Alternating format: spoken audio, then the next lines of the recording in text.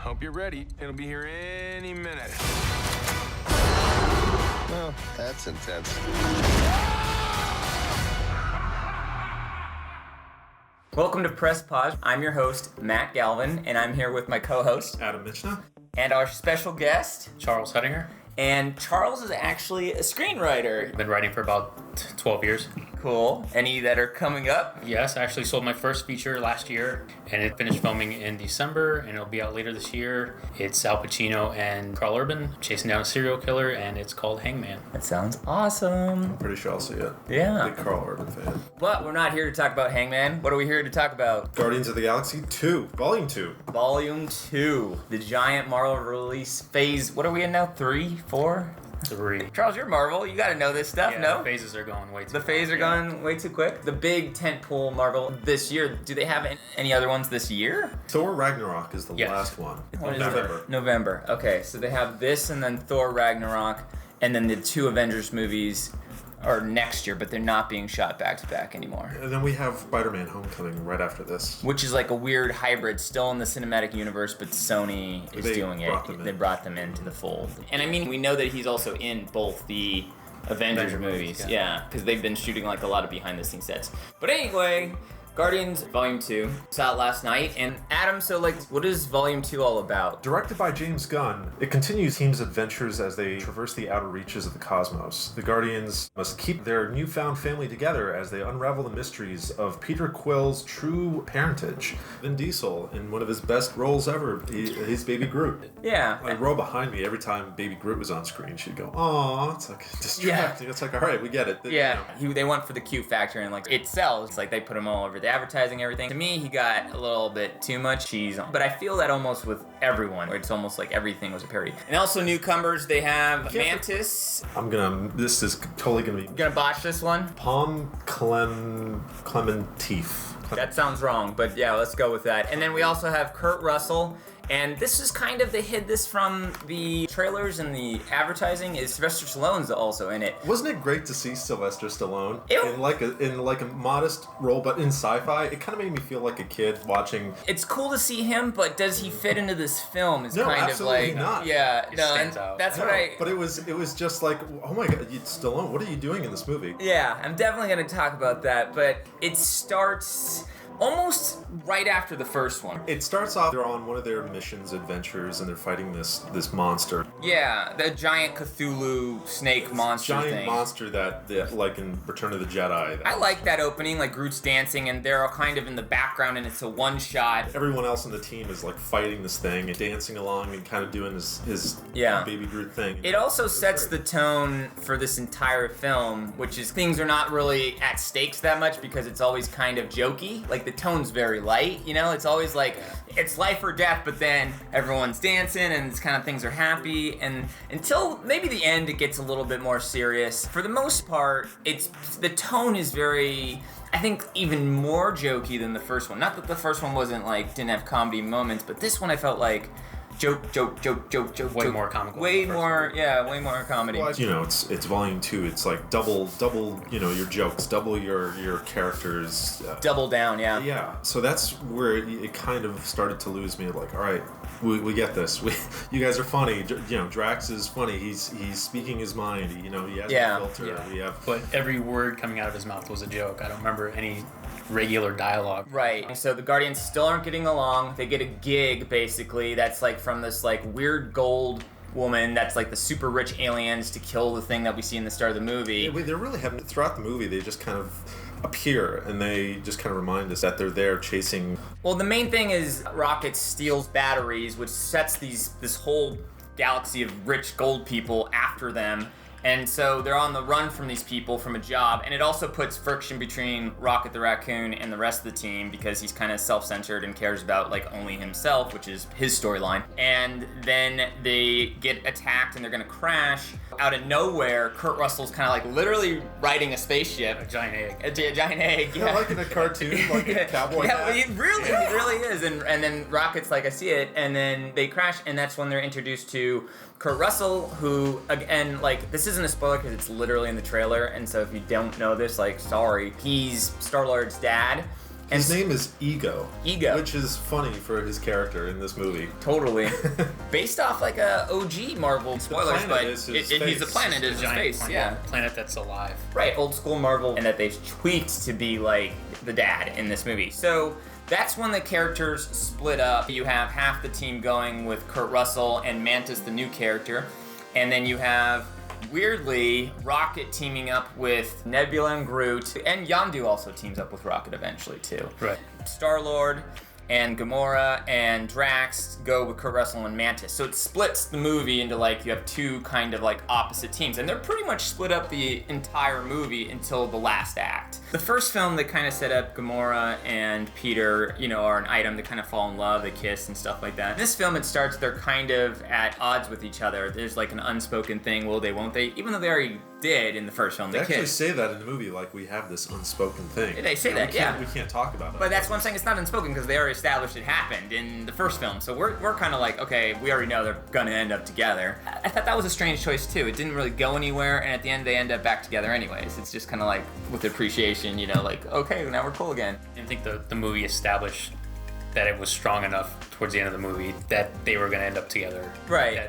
Well, it wasn't that clear to me. Yeah, so that's what I'm saying, that storyline was kind of whatever. Yeah. Yeah. I think you said it earlier, I don't think he was bad, it's just he didn't have a lot to do, was Drax. Drax was pretty much just reduced to... He was a one-note comedy relief. Comic relief for sure, and like his whole story is he's kind of on and off romance with Mantis. So they have like scenes together, and that's the whole joke, is like you think they're gonna get together, but he finds her disgusting even though she's super cute. There's a couple moments where he talks about his family, but his character doesn't really grow in any direction or anything. No, not at all. I never really got the idea that they were setting up a love interest thing. I mean, at the end he's like, you're beautiful on the inside. On the inside. Right, so they clearly kind of were trying to nub, but I think he was like setting a boundary. tone, Yeah. right away. Like, I'm not interested. I'm not interested, which is the joke, because you think it would be opposite. Yeah. Yeah, that's the whole reverse joke, exactly. They kind of work together because Drax doesn't have a filter. Yeah. He basically says what everyone might be thinking or what he's thinking, and then her character, she reveals what people are thinking or feeling. Emotions, yeah. Yeah. So it's like polar opposites, Yeah. yeah. None of the new characters I found that interesting to the old characters. The old characters still from the first film are much more interesting, everyone that they brought back, than Kurt Russell and Mantis, who I think are both kind of wasted. Mantis is... She's fine, she's okay, but she just plays that kind of stereotypical, I'm an alien, I don't understand things, this is so new and weird, which we've seen a billion times. Again, like you said, it's cool that they played someone that can feel emotions versus someone that doesn't have it, but her as a character in general is just like, I don't care, you know, like, I didn't care. Yeah, if she died, I don't think anybody would No shed a one tear. would blink an eye, yeah. Did you like her, Adam? She only serves a purpose to explain how these characters feel about each other. That was Again, kind of like more doesn't- of a bit. We didn't even gain anything Yeah. new from that. We already know that. Just kind of establish what she can do. Which is clever. I mean, there's a lot of clever stuff in this movie. Like, the individual sections and stuff, there's a lot of good moments, but the overall structure and plot is kind of like all over the place. It's just like a bunch of collected ideas, and it doesn't really flow too well. Like, characters will go away for long periods of time, come back later, and it's just like, it doesn't have the same just natural flow as the first film. So it's like half the characters over here, half the characters over here, and this is where we kind of like shared the time. Did that work for you guys? Like, was that cool to see them split up? I was more interested in Rocket's and Yondu's like predicament. The Ravengers are over Yondu. He's gone too soft after the events of the first film because he loves Star-Lord, because it's basically like his son, which is, again, the whole theme is still the same. It's family. Like, your family's dysfunctional, your family doesn't work, but then it's like, But they're still family. they're still family, no matter what. So Yondu, his Ravengers do a mutiny,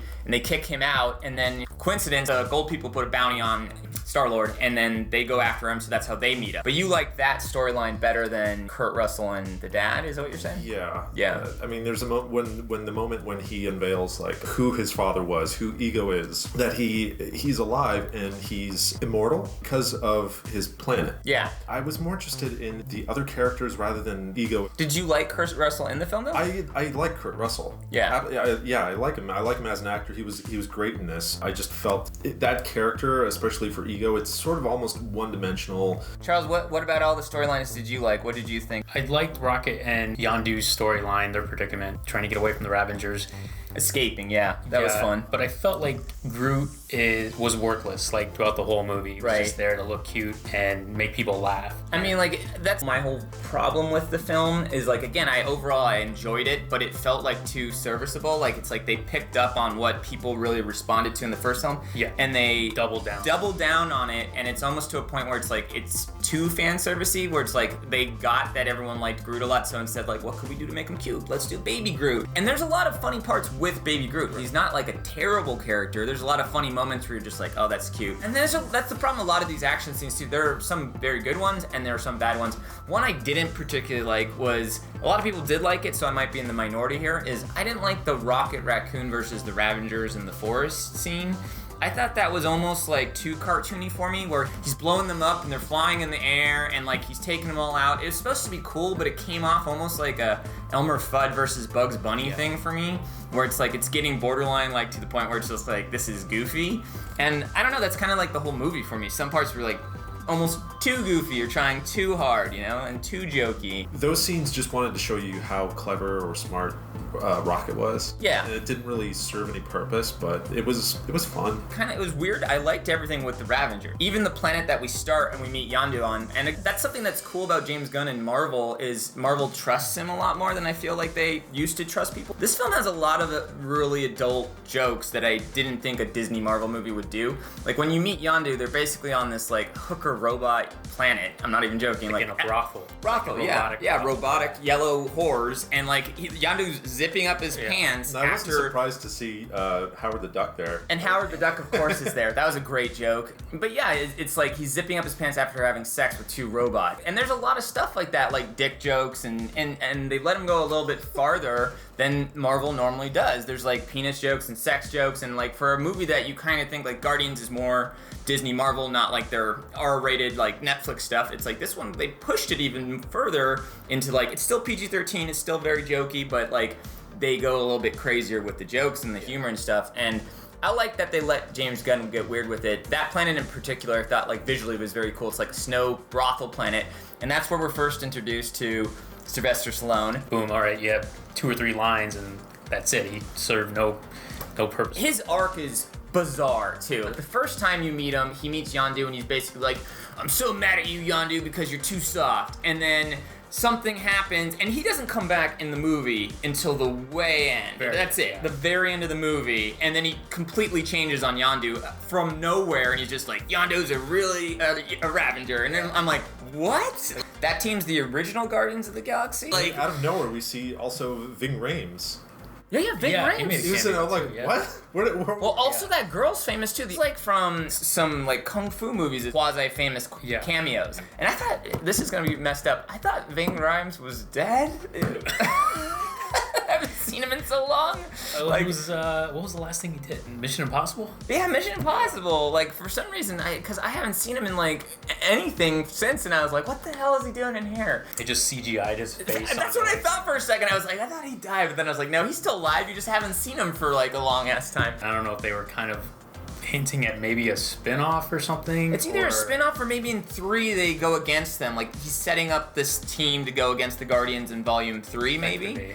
But it was a bizarre choice because it doesn't serve anything in this film. It's just kind of setting up something in the future, or not at all, which would be even more strange. You just set something up. It would be like Spider-Man setting up the lizard in the Raimi films for 2 films and then never doing the lizard, you know? Like they said, which is like, what?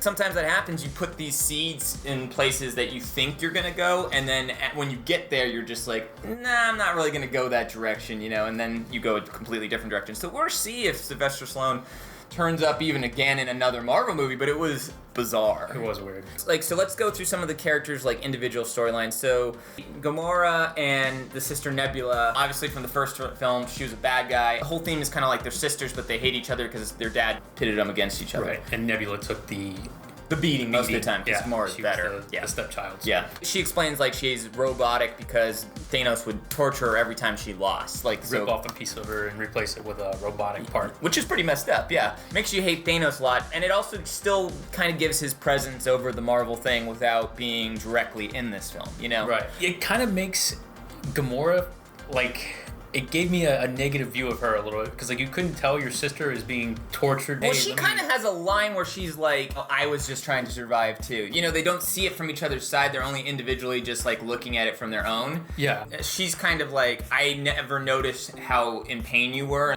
Right. She's the one that says it first, which is interesting. You think Gamora would be the more like kind one, but it was Nebula who was like, I just wanted a sister. That never happened. You just would beat me, and then I would take the pain. Right. It's like an abusive dad. It worked for me though. I bought that Nebula like change. Like she's still a badass in this. She teams up with the Ravengers. She actually goes back and forth the most. She starts on the Rocket Raccoon side, and then she gets to the Ego planet and starts attacking Gamora, and then joins their story much quicker. One of the worst storylines is, to me, actually it was the worst storyline, is Star-Lord and his dad, Kurt Russell. I love Kurt Russell, but I feel like he was completely wasted in this film. He really doesn't do anything. I'm Ego, I'm your dad. He's kind of warm at first, and then he basically sets up this, I thought one of the worst scenes, and Marvel does this a lot of superhero movies do this, where they explain exposition by showing like statues in the background. So he has all these pods that he set up, which shows like his life, and they're like mannequins and stuff. It kind of reminded me of the ride at Epcot. Yeah. The progression of how, where Ego started and what his plan is. All the time. It's lazy when they do this, but it's like, how else do you give a lot of exposition in one time? You show the audience something. It doesn't make a lot of sense why this character, I mean, he's a planet, so he could just be like super into himself. His name is Ego, and he has all these statues. It's that scene in Man of Steel even where, let's talk about Zod's army, and the robot like literally brings up this hologram shit about like how Zod came to power, and it's just these fake statues. But this one, it's just not interesting is the problem. Like, Ego is, I guess we're gonna kind of go into quasi-spoilers, so if you don't want to know this spoiler, stop right now. This is the only spoiler. It's not a huge one or anything like that, but we're letting you know. You could have figured it out, is the dad, Kurt Russell, Ego, is the villain of the film. He starts off like being very warm to Star-Lord and trying to be like, I'm your dad. You also have these powers of a god. We can like create whatever we want, this amazing planet. And then the twist is he wants to just consume everything, And that he actually killed Star-Lord's mom. And he actually gave her the brain tumor that killed her. Right, yeah, he killed her, and he's planted all these things on different planets, and that was a weird kind of not done very well explanation. He's put all these things on different planets, these blobs that once he has the power of Star-Lord will just explode into this gooey blob. So there's one on Earth, and it's like, taking over cars and cities, and there's ones on all these other planets. Impregnating other planets. Basically, there's a giant family theme for sure about like spreading seeds, and they actually have this really corny scene where they play catch with each other with a power ball. I hated that scene. But all Peter Quill's scenes with his dad were just kind of like, the storyline is not that good. It was kind of boring. You didn't feel that father-son connection that I think the movie tried to get to. You're right. And so at the end, when he's the bad guy, you just don't feel like that. This is a father battling his son. It's right. Just, the good guy's fighting the bad guy. And then every scene that they have with Kurt Russell, he's basically just bringing up songs and he'd be like, yeah, I showed you that song. It's a great song. And then here's the song. And this is what the lyrics. This is us. Yeah. And it's like, it's more like you don't feel enough about their connection that when the ultimate twist happens that you care. And it's so bizarre to make Star-Lord like a god for just this one movie and then immediately take it away.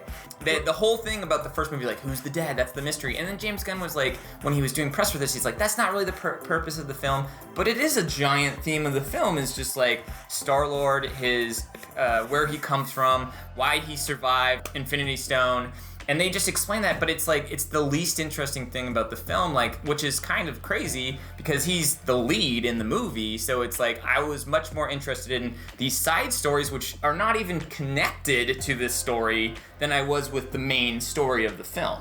Yeah, I agree. It became kind of predictable as soon as Ego started teaching Quill how to use energy and that he was connected to the planet. You just kind of figured he's going to use Quill as a battery source for some evil scheme. Predictable. And then the way that they discovered it is so cheesy too. Like, so Gamora and Nebula are fighting and they find all these skulls like right below, like in a cave. It was just kind of sloppily revealed. And then Mantis is the servant, again, because she's either friends or whatever falling for Drax, she like needs to tell them, the truth. So they all find out at the same time, and then the gold people arrive too at the same time, and it's this giant action-packed ending where it's like everyone against everyone. trying to destroy Ego and stuff before he basically takes over the universe, because he's using Star-Lord, like you said, as a battery. And I don't know, I thought the last section was alright. I mean, the action was good. There's a couple terrible parts in it. That at one point, Star-Lord makes a construct of Pac-Man, which I thought was really stupid. And the audience liked it, but I was like, okay, now we're going like crazy. Into pixels. Yeah. Okay, so that's where the movie started to kind of like dip for me. I just kind of started to nod off. It just became too action schlocky. I know it is all CGI. That's a big thing. It's either gonna bother you. This movie has way more green screen than even the last one, where it's like the entire movie is basically shot on green screen. There's not a lot of physical sets even built for this thing. It's just like, but for the most part, I thought the CGI was actually well done, where it didn't bother me. You know, like I hate bad CGI where I cringe, where I'm just like, oh, this looks so fake. But there was nothing in this movie. I knew it was all CGI because I'm aware of that. But there was, great. but it looked good. Yeah, there was nothing I was like, oh, that's. We kind of accept it because the movie is already in that tier, that level of disbelief. Yeah, it's already crazy sci-fi galaxy, so it looks unreal no matter what.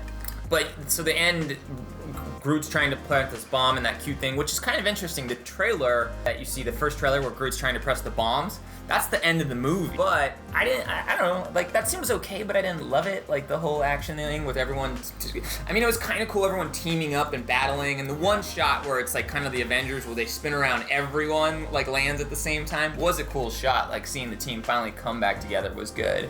Yeah. That's the whole theme is like, again, going back to the family thing, is the whole movie it's hinted at Yondu is too soft on Quill, and he is. He basically saw this kid, he kept him not because he can break into things, he claims that, but the truth is he cares about Peter. He is basically his real dad. So like at the end, again, this is gonna get into big spoilers now, is Yondu's killed. Yeah, that definitely... That worked? Yeah, that was one of those emotional moments, like I was saying. You felt like that character came around. I mean, you could tell he had gone soft because he feels something for Quill. Yeah. That's father-son bond. I mean, there. he basically sacrifices his life. He sacrifices himself to save Quill. Quill, yeah. And I think that really resonated and came across, and you felt really sad at that moment. Yeah, I cared that Yondu, they had done a really good job of like redeeming him and making you care about Yondu. Yeah. And it sucks because he's such a cool character. I would like to see him in other things. Yeah. Yeah, but now he's gone. You have his protege, Sean Gunn. Yeah. Which, I mean, God, watching this, I could not get Gilmore Girls out of my head. Really? He's in Gilmore Girls? Because he's in it. Ravager. James Gunn puts his brother in almost everything. He was in the first film too. Yeah. I didn't know. Yeah. At the end of the movie, then he puts on the mohawk. Yeah, I hope that's just a joke, and I hope that they don't make Sean. I hope they don't make him the new Yondu. I think that would be freaking awful. Cut to the end, Yondu dies, and all the Ravengers show up and do fireworks, and it's supposed to do like this nice moment. It's so bizarre. Like, it's just like, we want to kill him, and then, let's just murder him and mutiny, and he's too soft, and then the end, it's like, now we love him, he was a great Ravenger. I was like, make up your fucking mind what you want to do with this. Like, that whole didn't make any fucking sense. It was pretty, though, like all the fireworks, and it was a nice moment, but just that whole arc of the Ravengers made, like, little to zero sense. Yeah. It was real, like, Star Wars Episode 3. Yeah, but I still thought Yondu's death and like he turns into like this colorful stardust and stuff. I thought that was well done, and I actually like that they killed off someone. Like Marvel normally doesn't take those risks. They want to set up like 10 sequels. So the fact that they actually, let them kill off one of the Guardians, I thought was good. Peter realizes that was his real dad. Like his stepdad was the real dad. Ego, his physical, dad wasn't. And that's kind of, again, goes into the theme of family. It's like, it's the people that care about you and that love you no matter what are your family, the ones that were there for you, not your dad that left, like the stepdad that raised you his whole life and was your real dad. He was more dad to Peter than Ego was. But that, again, the whole theme, everyone's storyline is family. Drax misses his family, Rocket pushes his family away, Gamora and Nebula are sisters who have like an abusive dad, Peter has dad issues, so the whole thing is family. And I like that theme, I like that theme still works. That was Guardians 1, that's Guardians 2. They're misfits, but they care about each other deeply, and there's heart in this movie. I think that's something the movie still succeeds at more than other Marvel films, is it still has something to say. say, like, even though this movie is like all over the place, it still has substance, like it has a message, and I feel that's more than, I don't know, Doctor Strange, Ant-Man, you know, like ones that are just like typical origin movies that don't. So James Gunn, he's still trying to say some stuff. One of the best lines to me, and again, it's a movie, you can read it however you want, but I really like the line where Ego is basically like, you could be a god, you want to just go back to being a person like, you know, on all these other people and everyone else. He's like, yeah, I'm okay with that. Because to Peter, it's like, that's what we all are. We're all together in this. We're all, you know, living beings, and we're all the same. You know, we should care about each other equally and not be like some entity that's just like, I'm better than all of you. I think that's a pretty deep topic to go in, especially into a Marvel film. And again, I think that there's themes touched in here like that are kind of meta that general audiences won't pick up. They'll be like, whatever, you know, but James Gunn's trying to say some stuff in this film, not only about family, about your place in the galaxy. I like that stuff, and I think that's actually interesting to explore. To me, missing in the other Marvel films, and that's something that James Gunn uniquely brings to this. At the same time, though, again, I keep saying this, it's not, I don't think it's as good as one because it's just kind of all over the place, and it doesn't all the way through work, but I had fun with it and I laughed, and like, I think it hit more than it didn't hit, you know? Yeah, I definitely laughed more at this one than I did the first one. Yeah. And it is way more emotional than the first one as well. I mean, yeah. You know, when Groot dies in the first one, you feel sad for that character, and there were several moments like that in this one. Yeah. So I really liked it. But there's still something about the first one that stands out, not knowing those characters, and Marvel sort of capturing lightning in a bottle with that first movie, yeah. And I feel like you can't do that again. Hard to replicate, it's hard to do that again, and I felt like this one wasn't at that level, but it's still really good. Adam, what do you think? I thought it was all right. I mean, I'm not a big Guardians of the Galaxy fan, Mm-hmm. but I enjoyed it. I enjoyed it more than the first one. I mean, the first one was revolutionary, I guess, for the Marvel, because, you know, you have For Marvel, completely different characters, different from what we've seen before. And so this one, I enjoyed it. I wasn't too invested in, you know, the characters in their predicaments and their problems, but I enjoyed it. Yeah, no, and that's kind of where I am. I like comic book movies. I see all these Marvel movies, but there are very few that actually I would put in like the really good category. Like probably only like 4 out of like how many? Like we're at 9 or 10. So this one is not, it doesn't reach the peaks of the highest one. I still think the Guardians one is better because, like you said, Guardians one was so unique to the other ones. They had just been doing comic book origin movies, you know, superhero. And finally with Guardians, they were like, now we're gonna do this weird sci-fi one with this team, and it's more, you know, science fiction, and they have a talking raccoon, and they were more like just like this ragtag team than they were like typical cape superheroes. Right. And so I like that Marvel took a risk and they did that and they got a little bit weirder and it worked. But I feel like, yeah, the sequel, James Gunn, why they gave him more, it feels like creativity to do what he wants. Not everything hits, and he almost like appeals to the fans a little bit too much, where it's just too much jokes, too much Groot, too much. But that's a lot of sequel things, but it's not a bad film. Like overall, I enjoyed it, thought it was funny, thought it was good. And yeah, I think it's in the good tier, you know, not the great tier, like Cap 2 I love, and Avengers the first one, and Guardians 1 I think is better. But again, I still think it's a good movie, and I had a good time watching it. I would totally recommend it to someone seeing it's definitely one of their stronger films. All right, well, thanks Charles for being on the show. Yeah, please hit like and subscribe and comment with your thoughts. Did you guys like Guardians Volume 2? Is there anything you want to see for the next episode of New Release? Is that the title we went with? We don't have a title yet. We'll figure that out later. Figure it out. Yeah, we'll figure. Something will be here by the time I do it. This is our right here. title. This is the title. Over Charles. Charles' face. It's just over his face. But yeah, please like and subscribe, comment with what you thought, and then we'll see you guys soon. Take it easy.